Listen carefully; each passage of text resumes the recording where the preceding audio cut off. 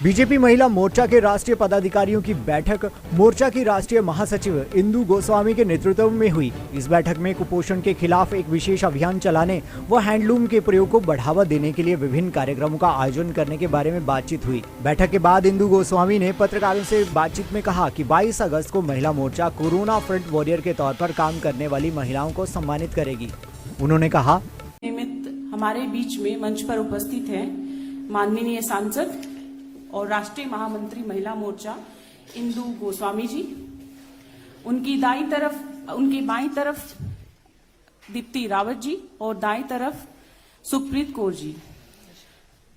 मैं इंदु गोस्वामी जी से निवेदन करती हूं कि आप सभी को संबोधित करें। सर्वप्रथम सभी पत्रकार बंधुओं को नमस्कार। मैं राज्यसभा की सांसद भी हूं, नई चुन के आई हूं अभी, और अभी ऑल इंडिया जनरल सेक्रेटरी बनी हूं, तो आपके साथ फर्स्ट इंटरेक्शन रहेगी मेरी। आज जैसे कि विदित है, हमारी राष्ट्रीय पदाधिकारियों की जो नई टीम बनी है, हमारी राष्ट्रीय अध्यक्षा बंथी श्रीनिवासन जी हैं, अभी विधायक भी हैं, और उनके सानिध्य में फर्स्ट बैठक जो हमारी पदाधिकारियों की और स्टेट प्रेसिडेंट्स की हुई है। छोटी सी बैठक थी, सिर्फ राष्ट्रीय पदाधिकारी और प्रदेश के महिला मोर्चा के सभी अध्यक्ष इसमें उपस्थित थे। इसमें 3-4 सत्रों में हमारी बैठक का समापन हुआ। इसका उद्घाटन हमारे सम्माननीय राष्ट्रीय अध्यक्ष श्री जगत प्रकाश नड्डा जी ने किया।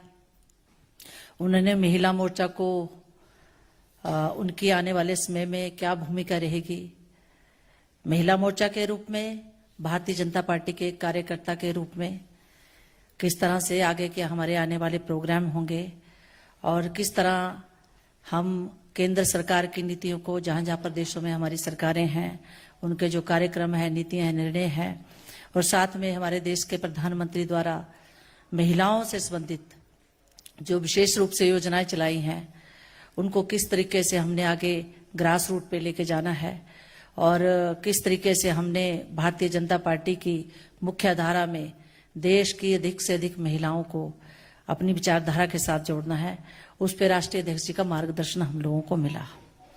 दूसरा सत्र हमारा जो था राजनीतिक प्रस्ताव का सत्र था, और राजनीतिक प्रस्ताव में हमारी बहनों ने आपके पास उसका राजनीतिक प्रस्ताव की कॉपी शायद दे दी है, पहुंच मेल कर देंगे आपको।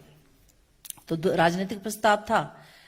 तीसरा सत्र जो हमारा रहा वो हमारे ऑल इंडिया जो मीडिया प्रभारी हैं अमित मालवीय जी, उन्होंने महिलाओं को जानकारी दी कि सोशल मीडिया में और उसमें अपनी भागीदारी कैसे अधिक से अधिक पार्टिसिपेशन उसमें करनी है, ट्विटर हैंडलिंग से लेके, फेसबुक से लेके, व्हाट्सएप से लेके, और किस तरह सरकार की नीतियों का प्रचार प्रसार हम ग्रास रूट पे कर सकते हैं, उसके बारे में महिलाओं को जानकारी दी। और अंतिम सत्र जो है हमारे all India general secretary Shri Dushyant ji का था, जो हमारे सभी मोर्चों के प्रभारी भी हैं, उनसे महिलाओं के वही भूमिका को लेकर उनका मार्गदर्शन प्राप्त हुआ। हमने जो राजनीतिक प्रस्ताव था उसमें हमने देश के प्रधानमंत्री जी का साभार धन्यवाद किया, क्योंकि जब से हमारे देश के प्रधानमंत्री नरेंद्र मोदी जी ने नेतृत्व संभाला है, आज सातवां वर्ष लग पड़ा है, लगभग कंप्लीट होने को है, तो जिस तरीके से महिलाओं के क्षेत्र में उन्होंने कार्य किए हैं, मुझे नहीं लगता पिछले 70 वर्षों में देश में जो महिलाओं के क्षेत्र में कार्य किए गए हैं वो कभी हुए हों। क्योंकि अच्छा लगता है जब प्रधानमंत्री जी ये कहते हैं कि किसी भी देश या राष्ट्र का तब तक उत्थान या विकास हम नहीं कर सकते जब देश की आधी आबादी का हम लोग विकास नहीं करेंगे, उसके उत्थान के लिए हम कार्यक्रम और योजनाएं नहीं चलाएंगे। और एक और बात उनकी जो मुझे बहुत अच्छी लगती है, वो जो इन्होंने एक हर जगह कहते हैं, और उस सपने को उन्होंने लगभग साकार भी किया है, कि भारत की महिला को सिर्फ विकास से नहीं जोड़ना है, विकास के लिए तो बहुत सारी योजनाएं कार्यक्रम चले हैं। महिला को निर्णय प्रक्रिया में किस तरीके से भागीदार बनाना है, उसके लिए उन्होंने काम किया है और उसके पीछे उनकी सोच है कि महिला विकास के साथ साथ नेतृत्व वाला विकास भी हो, महिला में नेतृत्व करने की क्षमता भी पैदा हो, चाहे वो ग्रामीण स्तर पर हो, चाहे शहरी स्तर पर हो, चाहे राजनीतिक स्तर पर हो, चाहे सामाजिक स्तर पर हो। और इसके लिए सिर्फ भाषण तक ही ये कार्यक्रम और योजनाएं सीमित नहीं है। बहुत सारे कार्यक्रम जो पहली बार चले हैं उन कार्यक्रमों से सचमुच महिलाओं को स्वावलंबी होने में बहुत अग्रणी भूमिका, स्वावलंबी करने में बहुत अग्रणी भूमिका हमारी सरकार ने निभाई है। और कार्यक्रम ऐसे चलाए गए पहली बार जिसमें बाल्यावस्था वाली बालिका के उत्थान के लिए भी, जब वो युवावस्था में होती है उस बालिका का भी ख्याल रखा गया और नारी काल का भी ख्याल रखा गया। सुकन्या समृद्धि योजना का हम अगर जिक्र यहां करें तो युवावस्था को ख्याल रखते हुए ये सुकन्या समृद्धि चलाई गई, ताकि जो लड़कियां जिनको खोख में जन्म लेते ही मार दिया जाता था। और मुझे लगता है ये जो सुकन्या समृद्धि योजना है, क्योंकि मैंने विधानसभा के इलेक्शन भी लड़ा है तो मैं ग्रास रूट में महिलाओं के साथ काम करती हूँ, ग्रामीण क्षेत्र से आती हूँ, तो मुझे मालूम है कि पहले समाज की सोच एक लड़की के पैदा होने पर कैसी थी, और अब जो ये बेटी बचाओ बेटी पढ़ाओ अभियान जो चलाया, जिसके साथ सुकन्या समृद्धि योजना को जोड़ा गया, उसने सचमुच ये सिर्फ मात्र अभियान बनकर नहीं रहा है, अब इसने समाज की जो महिलाओं के प्रति सोच थी उसको बदलने में बहुत महत्वपूर्ण भूमिका निभाई है। बहुत सारी योजनाएं हमारे प्रधानमंत्री जी ने महिला उत्थान के लिए चलाई हैं और उसके आंकड़े हमेशा आपके पास आते रहते हैं, लेकिन मैं फिर भी देना चाहूंगी क्योंकि उन आंकड़ों से पता लगता है। मानो प्रधानमंत्री आवास योजना कितनी, ये जो प्रधानमंत्री आवास योजना है, मातृवंदना योजना है, जन धन योजना है, उज्ज्वला योजना है, या फिर अटल पेंशन योजना है, मुद्रा बैंक की योजना है, सारी योजनाएं कहीं ना कहीं महिलाओं के साथ जुड़ी हुई हैं। और मेरा तो मानना है कि अगर कहीं किसी गरीब परिवार के पास अपना आवास नहीं होगा तो इसकी सबसे ज्यादा सजा किसको होती है? एक महिला को होती है, क्योंकि पति तो थोड़ी देर के लिए बाहर भी चला जाएगा, अपना सामाजिक कार्य करने भी चला जाएगा, लेकिन महिला, अगर किसी महिला का मकान कच्चा है और छत से पानी टप टप गिरता है तो ये एक माँ या बेटी के रूप में या एक पत्नी के रूप में एक महिला ही जानती है कि उसको कितनी समस्याओं का सामना करना पड़ता है। वैसे ही हमारी जो उज्ज्वला योजना चलाई गई, शहरी क्षेत्रों में तो शायद पता ना चले, लेकिन जिस ग्रामीण क्षेत्र से मैं आती हूँ मैंने देखा है। अभी आपने देखा होगा कि प्रधानमंत्री जी ने जो हमारी महिला मोर्चा ने भी लिया पोषण अभियान, तो मैं इसको कहीं ना कहीं यहां भी देखती हूँ कि पोषण अभियान तो हम चला लेंगे, महिलाएं पोषित भी हो जाएंगी, लेकिन एक पोषित महिला को अच्छा खाना मिल जाएगा, अच्छे फ्रूट मिल जाएंगे, लेकिन उसके पास अगर चूल्हा गैस नहीं होगी, वो जंगल से लकड़ी बीन के लाएगी, फिर उस चूल्हे में आग जलाएगी और उसके फेफड़ों में वो धुआं जाएगा, तो वो महिला चाहे जितनी मर्जी सुदृढ़ हो वो कहीं ना कहीं बीमार हो जाएगी। इसलिए मुझे लगता है ये योजनाएं जितनी भी चलाई हैं ये महिलाओं के विकास में एक नींव पत्थर साबित हुई, क्योंकि जिस महिला का, जो महिला खुद अगर विकसित होती है तो उस महिला का परिवार विकसित होता है। अगर महिला कहीं अपने आप को पिछड़ी महसूस करती है, जैसे आज पोषण अभियान चलाया, प्रधानमंत्री जी की एक सोच थी कि पोषण अभियान को एक ग्रास रूट तक का अभियान मनाया जाए। वो किस लिए? क्योंकि इंडिया में हर दूसरी महिला जो है वो उसमें आयरन की कमी है, पोषण की कमी है। छोटे बच्चों का तो अलग ले लो, बुजुर्ग लोगों का अलग ले लो, लेकिन भारतीय परिवेश में हर दूसरी महिला कहीं ना कहीं उसमें आयरन की कमी पाई जाती है। तो ये पोषण, जो माँ अपने परिवार को चलाती है, जिसकी दिनचर्या 5 बजे सुबह उठकर और शाम के 12 बजे तक खत्म होती है, वो अगर स्वयं पोषित नहीं होगी तो वो अपने परिवार को पोषित कैसे करेगी? अगर परिवार पोषित नहीं होगा तो समाज पोषित नहीं होगा, और समाज पोषित नहीं होगा तो वो राष्ट्र भी पोषित नहीं होगा। तो इस तरीके से हम लोग अपने प्रधानमंत्री जी का आज धन्यवाद किया है कि उन्होंने महिलाओं के क्षेत्र में जिस तरीके से एक अलग तरीके की योजनाएं, जिसके बारे में पिछले 70 वर्षों में नहीं सोचा गया, वो कार्यक्रम योजनाएं चलाई, तो उनको महिला मोर्चा की तरफ से हम सब ने साधुवाद दिया है, उनका धन्यवाद दिया है। और वो जो महिला मोर्चा को जिस तरीके से वो राष्ट्रीय स्तर पर और अपने सामाजिक, राजनीतिक और आर्थिक रूप से जिस तरीके से सुदृढ़ता की ओर ले जा रहे हैं, मुझे लगता है आने वाले समय में देश की आधी आबादी निश्चित रूप से, चाहे वो सामाजिक क्षेत्र हो, चाहे राजनीतिक क्षेत्र हो, चाहे आर्थिक क्षेत्र हो, उसमें अपनी भागीदारी सुनिश्चित करते हुए समाज की मुख्य धारा में बहुत बड़ी भूमिका निभाएगी। कुछ कार्यक्रम महिला मोर्चा ने लिए हैं जो हम लोगों ने तय किए हैं, और उसमें सबसे पहला जो कार्यक्रम हम लोगों ने शुरू किया वो फ्रंट वॉरियर्स को लेके किया।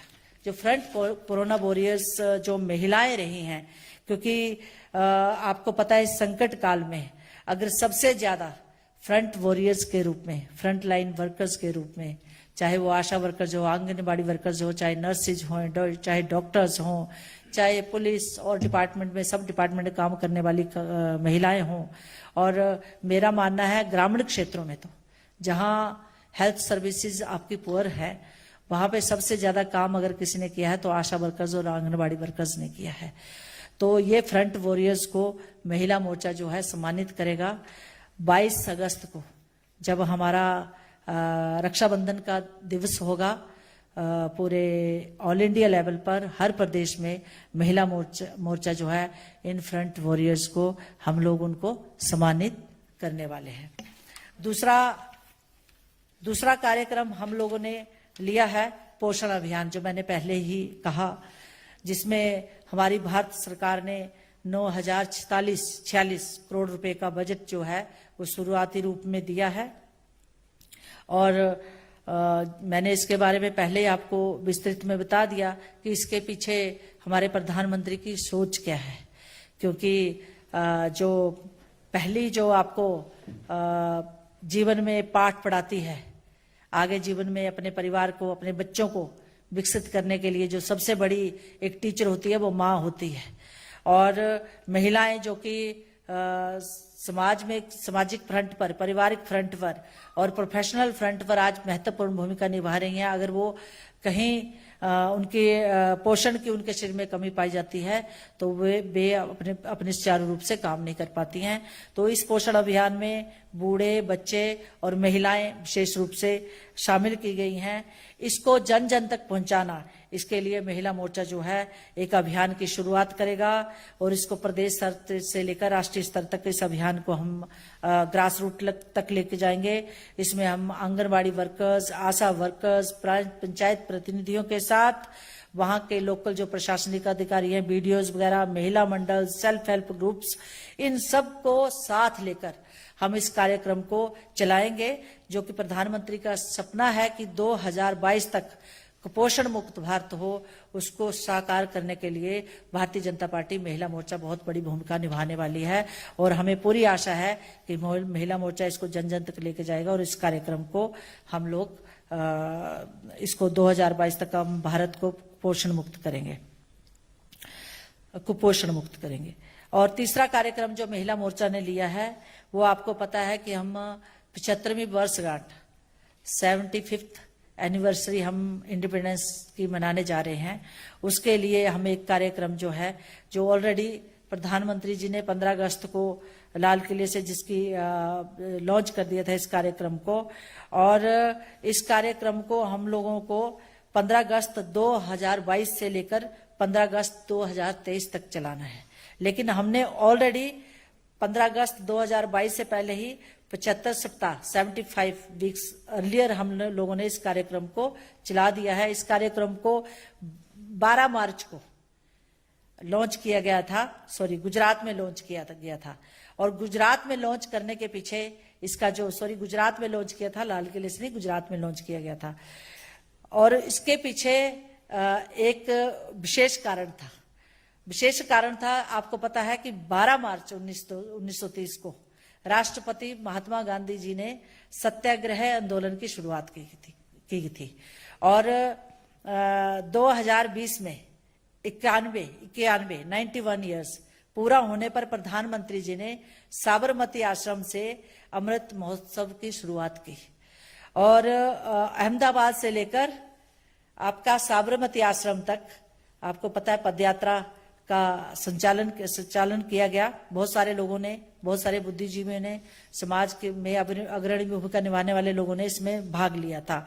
इसके पीछे एक सोच है प्रधानमंत्री जी की, उसके बारे में भी हम लोगों को जानना चाहिए। इसका कारण जो प्रधानमंत्री ने बताया था उसी को मैं रिपीट कर रही हूं कि नमक भारत की आत्मनिर्भरता का प्रतीक था। अंग्रेजों ने भारत के मूल्यों के साथ साथ इस आत्मनिर्भरता को भी कहीं ठेस पहुंचाई थी।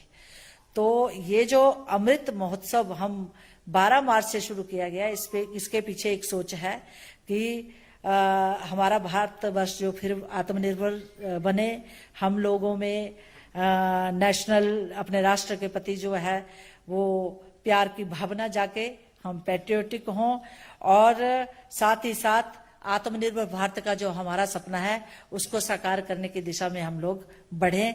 इसलिए ये महोत्सव जो है 15 अगस्त 2020 से लेकर 15 अगस्त 2023 तक चलेगा। इस महोत्सव को महिला मोर्चा भी इसमें बढ़ चढ़कर भाग लेने वाला है। प्रधानमंत्री जी का जो आत्मनिर्भर भारत का सपना है उसको साकार करने में महिला मोर्चा भी अपनी बहुत सारी महत्वपूर्ण भूमिका इसमें निभाएगा। इसमें हम लोगों ने तय किया है कि वृत्त चित्रों द्वारा और अपने देशभक्ति के गीत, डिबेट, डेक्लामेशन, इस तरीके के कार्यक्रम महिला मोर्चा करे और फ्रीडम फाइटर्स जहाँ कहीं हैं या उनसे संबंधित जो परिवार हैं उनको हम लोग सम्मानित करें इस कार्यक्रम में। और साथ ही साथ स्कूलों में भी हम लोग आने वाले समय में इन कार्यक्रमों को लेके जाएंगे, डिबेट, डेक्लामेशन, और स्कूल में बच्चों को हमारे जिन फ्रीडम फाइटर्स ने हमारे देश के लिए कुर्बानियां दी या देश के लिए जो अपना संघर्ष किया आजादी दिलाने में, ताकि बच्चे भी उनके बारे में जाने, समाज उनके बारे में जाने। तो इस तरीके का कार्यक्रम महिला मोर्चा लेने वाला है और उसको हर प्रदेश में, देश में तो करेंगे, हर प्रदेश में भी हम कोई ना कोई कार्यक्रम ले जाके। स्कूलों में थोड़ी प्रॉब्लम है, लेकिन जैसे ही जहां जहां कोरोना काल में थोड़ा माहौल ठीक होता जाएगा उसको हम लोग करेंगे। एक कार्यक्रम हो और हमने लिया है जो देश के विकास के साथ जुड़ा हुआ है और देश की घरेलू इंडस्ट्री और जो हैंडलूम इंडस्ट्री है तो उसके साथ जुड़ा हुआ है। उसमें हमने एक संकल्प महिला मोर्चा ने लिया है कि हम लोग हैंडलूम की साड़ी, क्योंकि मैं तो डालती हूँ, तो हैंडलूम, मैं कॉटन के सिवाय दूसरे कपड़े नहीं डालती हूँ, तो हैंडलूम को हम प्रोत्साहित करेंगे और उसकी शुरुआत हम लोग महिला बहनें पहले स्वयं से करेंगी। और उसके बाद जितने भी हैंडलूम फैक्ट्रीज में काम करने वाली महिलाएं हैं, बहुत सारी महिलाएं, उसमें आपको पता है 50% से ज्यादा महिलाएं काम करती हैं, तो उनको उनका उत्थान हो, उनका विकास हो, क्योंकि हम लोग हैंडलूम से बना कपड़ा खरीदेंगे तभी इस इंडस्ट्री को जो है इसकी ग्रोथ में हम लोग अपनी जो है भूमिका निभा पाएंगे। तो इस कार्यक्रम को भी हम लोग बहुत बड़े स्तर में लेके जाने वाले हैं। इसमें हमने तय किया है कि समाज में जो महिला, चाहे वो एनजीओ चलाती है, चाहे डॉक्टर्स हैं, चाहे फ्रीडम फाइटर्स हैं, जो भी समाज में अग्रणी भूमिका निभाती हैं, जिन्होंने बहुत अच्छा काम किया है समाज में, चाहे कोरोना काल है या इससे पहले है, उन महिलाओं को हम लोग हैंडलूम से बनी हुई चीजें देंगे, चाहे वो साड़ी है, चाहे सूट है, इस तरीके का, और साथ में प्रोत्साहित भी करेंगे। इसको करने के लिए महिला मोर्चा जो है बहुत बड़ा एक अभियान चलाएगा। बाकी और कार्यक्रम भी आने वाले समय में आप लोगों के समक्ष महिला मोर्चा की तरफ से आएंगे। तो मैं सिर्फ इतना ही कहना चाहती हूँ कि महिला मोर्चा ने ये 4-5 कार्यक्रम लिए हैं और आप सब छोटी सी उसमें, क्योंकि हम लोग तो फर्स्ट टाइम मिल रहे हैं, तो आप सब लोग आए और आपने हम लोगों को सुना, तो आपका बहुत बहुत धन्यवाद। आप सभी आप अच्छा हाँ, इस विषय से संबंधित अगर कोई भी प्रश्न है तो आप पूछ सकते हैं। जब भी इस तरह की बैठक होती है अलग अलग मोर्चों की, ऐसे समय होती है जब चुनाव कई राज्यों में हो, तो महिला पदाधिकारियों की भूमिका क्या हो, किस तरह से पार्टी की महिला कार्यकर्ताओं को एक एक्टिव रोल निभाना, इस पर भी क्या चर्चा हुई कि मोर्चा की बैठक है और चुनाव 5 राज्यों में? जी, आपका प्रश्न ले लिया मैंने शैलेंद्र जी, थैंक यू।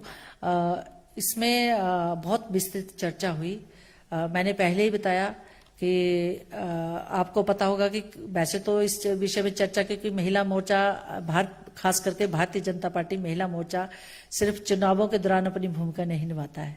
आपने कोरोना काल में देखा होगा, अगर किसी भी पार्टी के संगठन में अगर सबसे अहम भूमिका कोरोना काल में घर घर मास्क पहुंचाना हो, अनाज पहुंचाना हो, इवन तक हमारी महिला मोर्चा की महिलाओं ने कुछ प्रदेशों में तो खाना भी खुद बना के कोरोना पीड़ित परिवारों को बांटा है। मैं जहां प्रदेश में रहती हूँ, जहां जिस क्षेत्र से मैंने चुनाव लड़ा विधानसभा का, हम लोगों ने तो कोरोना वॉरियर्स के घरों में जाके भी खाना पहुंचाया। कोरोना पीड़ित घरों, सॉरी वॉरियर्स ने, कोरोना पीड़ितों के घर में भी जाके खाना पहुंचाया। और साथ ही साथ अगर किसी की कोरोना काल में डेथ हुई तो इवन तक महिला होने के नाते भी हम लोग वहां भी उसकी जब दाह संस्कार हुआ हम लोग वहां गए हैं। तो सिर्फ ये भारतीय जनता पार्टी के कार्यकर्ताओं ने, नेताओं ने किया है और इसमें महिला मोर्चा ने बहुत अग्रणी भूमिका निभाई है।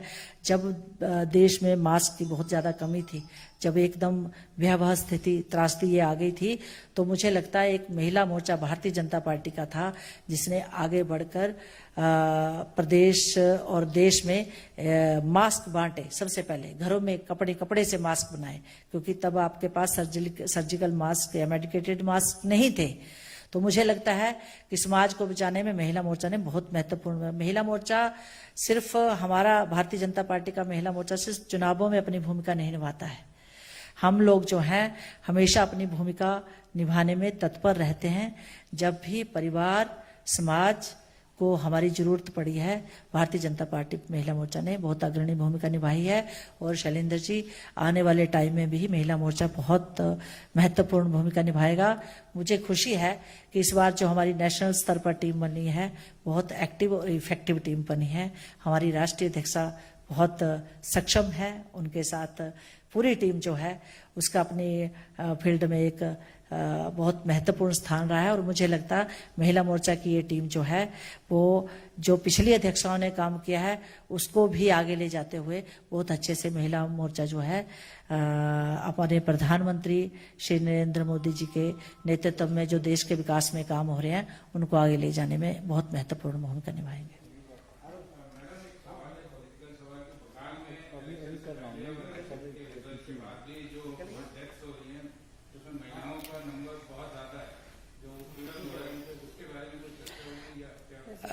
जी, चर्चा हुई, रेजोल्यूशन आपके पास आ जाएगा और समस्त महिला मोर्चा की पूरी टीम ने इसकी भर्त्सना की है।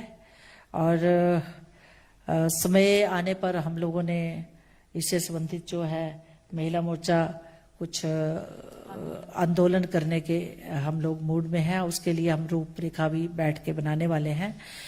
और जिस तरीके से देखिए, ये ममता बनर्जी भी एक महिला है, उनका सौभाग्य है, खुद तो वो जीती नहीं है लेकिन उनका सौभाग्य है कि उनकी सरकार वहां सत्ता में आ गई। लेकिन चाहे वो किसी भी पार्टी का कार्यकर्ता हो, आप यहां बैठे हैं किसी भी पार्टी के हो सकते हैं, आपका मौलिक अधिकार है किसी को भी मत देना। लेकिन ये मौलिक अधिकारों का अगर किसी ने भारतीय जनता पार्टी को वोट दिया, किसी ने कांग्रेस को दिया, किसी ने ममता बनर्जी की सरकार को दिया, तो इसका मतलब ये नहीं है कि जिसने दूसरी पार्टी को चुना, क्योंकि ये मौलिक अधिकार है हर व्यक्ति का। वहां ममता बनर्जी और उनकी सरकार जो है मौलिक अधिकारों का हनन कर रही है। इसलिए महिला मोर्चा इसकी भर्त्सना करता है और अगर ऐसा ही चलता रहा तो महिला मोर्चा आंदोलन करने पर बाध्य होगा, ये हमारा कहना है।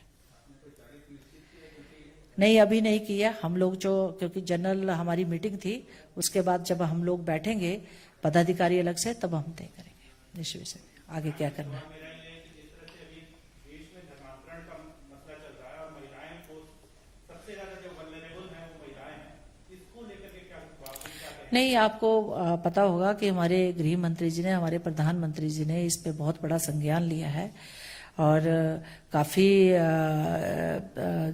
कार्यवाही इस पर रिपोर्ट्स में मांगी है, कार्यवाही भी की जा रही है। तो मुझे लगता है इस पे बहुत बड़ा एक्शन होने वाला है। आपको पता है बहुत सारे लोग इससे संबंधित अरेस्ट भी किए गए हैं।